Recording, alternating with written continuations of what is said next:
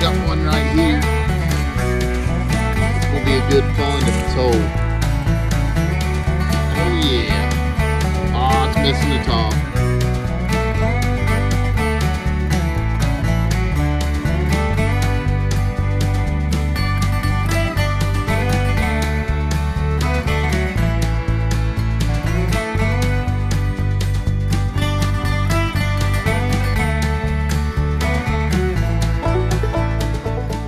We're out here on the kayaks. Bub's out in his kayak for the first time.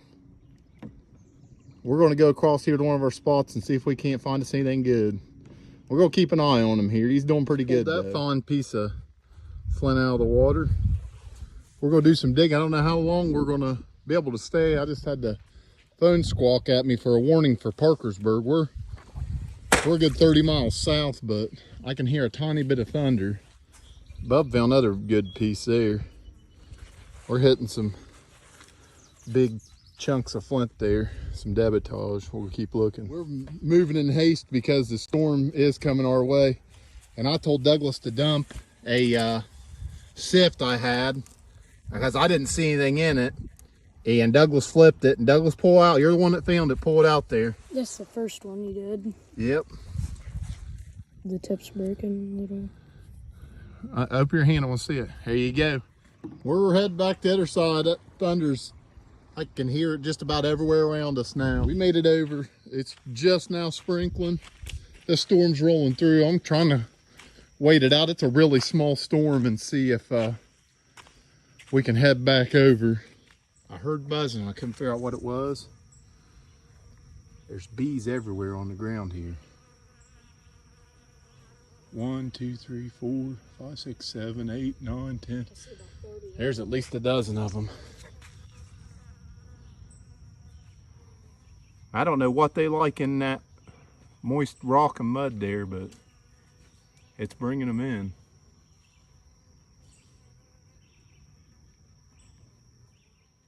Waiting to storm out, and Douglas found a big old piece there.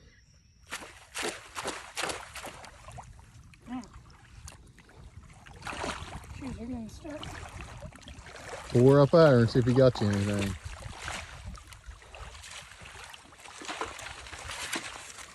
We got anything good? Don't see nothing yet. We'll keep looking. We're right in the same spot. We're back over on the other side of the river, and we're looking in that same spot I just found Arrowhead a little bit ago. We're gonna keep our eyes peeled. We're doing a lot of sifting. I was cleaning off a spot up here to do some sifting. I found a piece of fired rock. Edged off like that. It kind of looks like it's a scraper. That's what I think it is. I see a lot of fired rock, and some of it gives you the idea that it was something, but it's usually just pass it by. But that piece there, man, if that's a coincidence, they got it perfect, because it's built perfect for like a scraper. I think that's what it is. I'm not 100% sure. If you guys know better, let me know in the comments if that's a scraper or not. I think it is. We're looking in this one. We got, I think that might have been them trying to make an old point or something. I don't know. That's a good one. It's a little thin, but here's a rock. Yeah. There's another piece. I haven't found any more points, but I'm getting back into the flint. We've been goose egging on the sifts a lot. I don't see anything else in here. We're gonna do a couple more and then head out. Got Bub digging. We got about, I told him 5 more sifts left. We're gonna go, but he found that. Almost looked like they were trying to work on that. He found it right there where he's digging. We're going to sift this one out in a second. Yep, we got all our finds. We found all kinds of flint. A couple pieces, a little bit bigger. That piece there almost looked like it was worked on the side, but I don't think it is now that I look that closer. Oh, sorry, it won't focus in. Just had those little, almost like serrations, but I think they're natural. They don't look like they've been napped. There's lots of good stuff. We dug a lot tonight.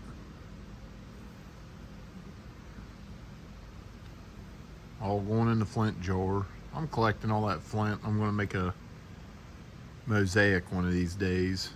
I'm trying to get a whole jar of that gallon jar down there full and make some type of art piece, a little tribute to Native American history. I'm not sure what I'll do with it yet. Big old spall there. I don't know, and I'm asking people on Facebook about it, but I think this might have been a piece that was cracked and used as a scraper. I know they say it fits perfectly in the hand, and that's not an indicator whether something's an artifact or not. But just the way they cracked it and left it like that, and I don't know, it just seems a little bit more intentional. It could be nothing, but I think it's possibly a tool. I'll see if any experts can weigh in and let me know. This was another piece that kind of intrigued me. We picked it up. I didn't think anything about it. I didn't even I don't think I filmed it. It might be in here. But I thought it was a bone. And I got home and I started messing with it. It's a rock. And it's a very near perfect circle. I don't know if that would be natural or if that's man-made. That's pretty cool though. I never ran across one that big. So I'm not sure. It's definitely an interesting piece we're gonna keep. And the find of the night, which we almost didn't find, well, I almost didn't find.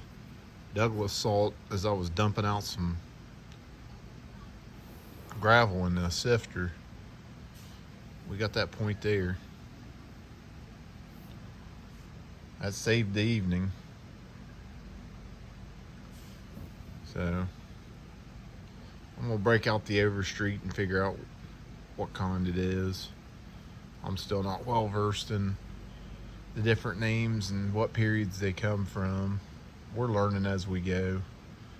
And I'd say this time next year I'll be a lot more familiar with the names and periods of the pieces. But right there's a lot of rocks. That's a pretty good hole. That'll definitely weigh your pocket down.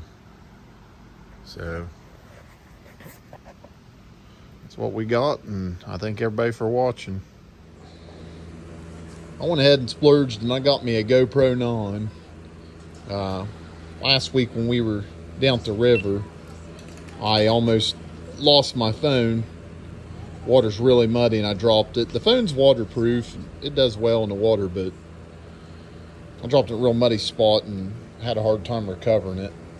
So I decided I'd get one of these because as much as these cost, it doesn't cost as much as an iPhone 13, and it's a little more durable, and it wouldn't hurt my feelings to lose this as much as it would lose my phone.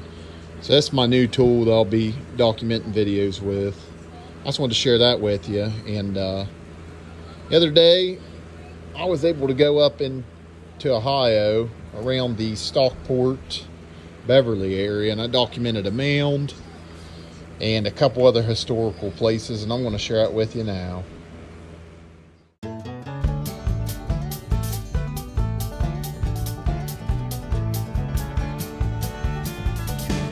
Here's a mound I pass all the time up in Beverly, Ohio. I think it's called Hackney Mound. There used to be a sign, but I can't remember where it is. I haven't been here in a minute. I think it might be down the road. If it is, I'll take a picture of it. But there's a cemetery right here beside it. And there's a few other mounds out and about out through here. If I find another one today, I'll show it to you. This one's about 12 to 15 feet tall. It starts at that bush there and kind of peaks up there, descends over. I'm not sure where it ends on that side really. It's kind of all hill and it's not all mound. It's got a few trees growing on it. That one looks kind of old. there you go. On this is Route 60, Ohio, about 3 miles outside of Beverly. Gonna get a look at this one. You can't miss. It's just before the turnoff for Route 266.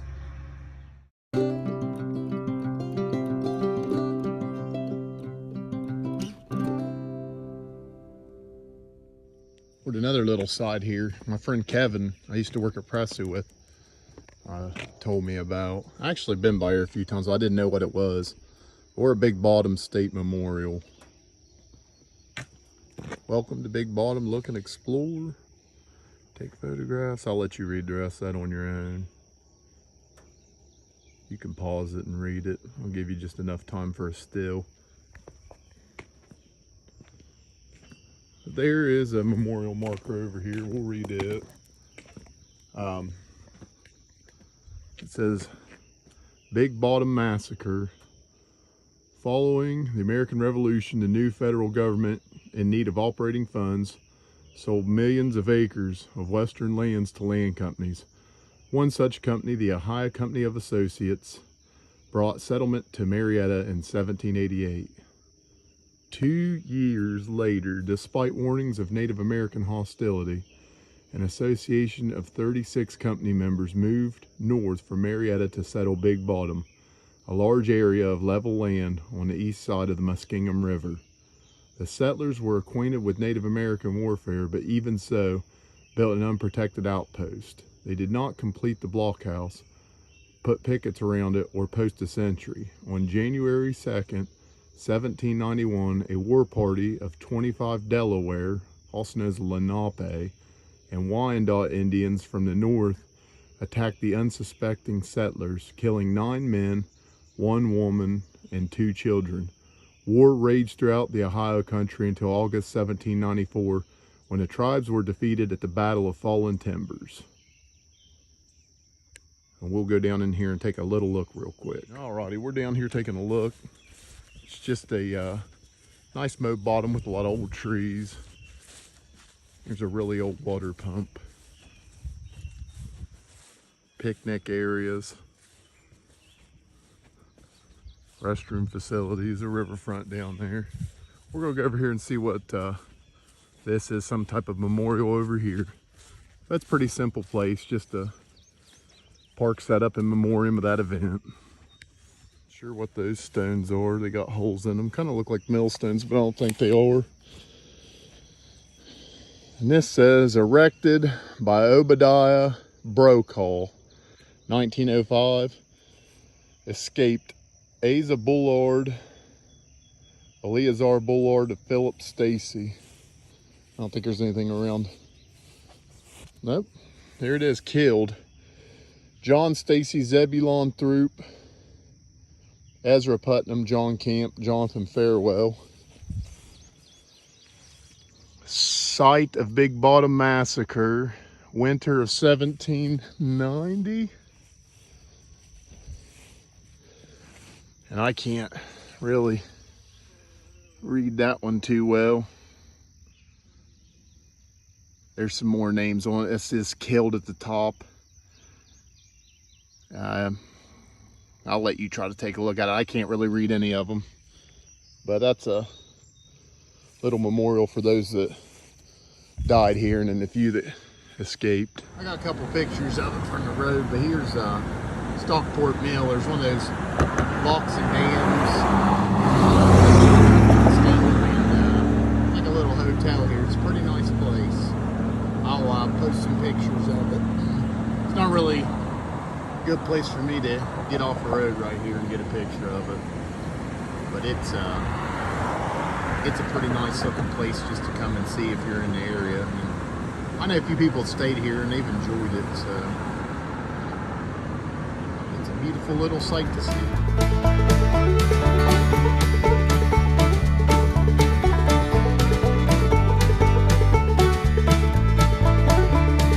Alright, that's all we got for today's video. Tell them see you later, Rosie. See you later, Rosie. We'll see you next video.